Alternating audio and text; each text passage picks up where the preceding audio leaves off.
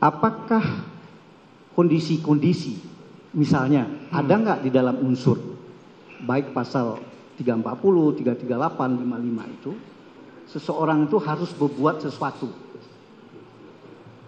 melakukan sesuatu secara moral. Ya. Tapi kan ini masalah hukum, jelas aturannya. Dia harus melakukan sesuatu yang misalnya menghendaki terjadinya pembunuhan. Ada nggak secara moral, secara apa, dalam unsur ada nggak? Bahwa kalau dia tidak berbuat atau ya taruhlah dengan dia bengong itu tidak melakukan sesuatu. Apakah ada akibat dalam dilihat dari unsur-unsur yang ada dalam pasal-pasal itu?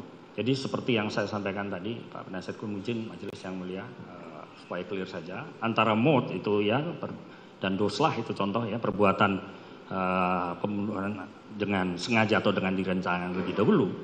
Saya melihatnya sebenarnya yang paling penting sebenarnya itu tadi, dua instrumen tadi, ya, willing his body, ada gerakan tubuh, ya, yang menunjukkan kesamaan niat, ya kan, maka itu disebut sebagai participating of crime, disebutkan di bagian risetnya, bagian. Nah, participatingnya bagaimana? Itu tadi, itu diantaranya adalah final syndrome. Dia ikut menentukan tujuannya, ya, memilih tempat, ya, sarana, memilih alatnya, ya, termasuk mengendalikan alat. Jadi itu, sebab kalau kita hanya membaca 338, 340 hanya seperti itu, method of killingnya tidak kelihatan. Nah, maka harus bisa dideskripsikan secara logis dengan pendekatan tadi. Maka dalam beberapa putusan, sekalipun ini jurisprudensi dan kita tidak menganut, izin yang mulia tidak menganut presiden atau the binding force presiden, tetapi kadang-kala kita persuasif menggunakan.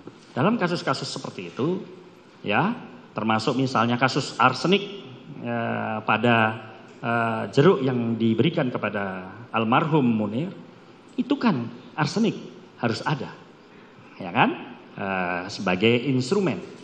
Kira-kira itu contohnya. Dan ada beberapa kasus sianida misalnya, ya kan. Nah, itu sebenarnya apa ya, kalau boleh saya katakan itu bisa menjadi landmark decision, menjadi putusan-putusan yang bisa menjadi rujukan.